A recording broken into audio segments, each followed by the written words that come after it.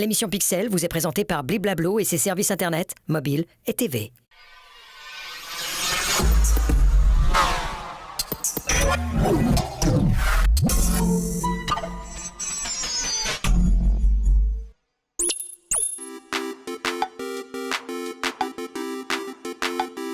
Bonsoir, Meta, propriétaire de Facebook ou d'Instagram, a mis un terme à son programme de fact-checking. Alors on va décrypter les enjeux de cette décision plutôt controversée avec notre expert Stéphane Corr. Bonsoir Stéphane. Bonsoir Nasrat. Est-ce que Stéphane, la fin du fact-checking signifie forcément la fin de la modération ? Non, déjà la fin du fact-checking, c'est celle qui sera effective aux États-Unis. En Europe, jusqu'à fin 2025, les contrats sont maintenus. Donc normalement, ça ne devrait pas s'arrêter avant cette date-là.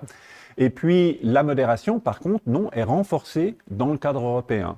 Même si aux États-Unis, peut-être les choses vont être plus compliquées par rapport au type de contenu qui vont être modérés, en Europe, le Digital Services Act garantit, en tout cas, un certain niveau de modération qui va être une continuité ou qui va être plutôt un renforcement de cette modération par rapport au passé. Et récemment, les différentes plateformes se sont engagées, dont Facebook, donc Meta, TikTok, LinkedIn et autres, se sont engagées à suivre les contraintes qui sont liées au Digital Services Act, ainsi que le Code de conduite plus, qui renforce encore cette législation avec, par exemple, le fait de devoir traiter 2/3 des signalements dans les 24 heures, la lutte proactive contre les propos haineux, contre la désinformation, donc tout un ensemble de règles qui bénéficient finalement aux utilisateurs européens.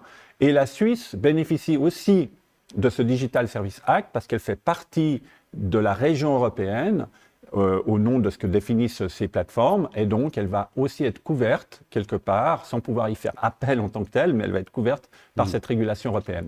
Quand Zuckerberg, le patron de Meta, a annoncé la fin justement du fact-checking, il évoquait des notes communautaires que les utilisateurs de X connaissent bien. En deux mots, qu'est-ce que c'est et qu'est-ce que ça implique, ces notes communautaires ? C'est-à-dire que sur n'importe quel contenu, une personne peut tout d'un coup demander à ce que ce contenu soit évalué par la communauté. Ou la pertinence, la qualité de ce contenu soit évaluée par tout un chacun, vous, moi, ou n'importe qui. Ce qui peut amener à quand même une certaine subjectivité, parce que dans le domaine du fact-checking, ce n'était pas juste des journalistes, sans que ce soit péjoratif, c'était des journalistes formés au fact-checking qui répondaient à un certain cahier des charges pour pouvoir évaluer la pertinence ou pas d'une information. Dans les notes de communauté, n'importe qui peut le faire avec sa propre vision du monde, sa propre représentation des choses, sa propre subjectivité. Et puis on peut aussi assister des fois à des formes de raids où des gens, à travers des groupes, se fédèrent et tout d'un coup décident d'attaquer une information en mettant peut-être des vérités alternatives associées à cette information pour dire « Regardez, non, c'est pas vrai, il y a tellement de gens qui ont dit que c'était pas vrai qu'elle devient fausse, même si à la base, elle était pertinente. » Donc, les notes de communauté, l'idée, elle est intéressante. Mais bien sûr, ça ne remplace pas le fact-checking. Et ce qui est intéressant à observer, c'est que sur X, le réseau d'Elon Musk, anciennement Twitter, beaucoup de ces notes de communauté font référence à des articles de presse pour valider en fait le propos de la personne qui a écrit cette note. Merci beaucoup Stéphane Corr pour cet éclairage sur ce sujet. On suivra donc ça de près, on l'a bien compris, ça peut évoluer et très vite notamment. Merci à vous pour votre fidélité. On se retrouve prochainement pour un nouveau numéro de Pixel, toujours avec l'incontournable Stéphane Corr.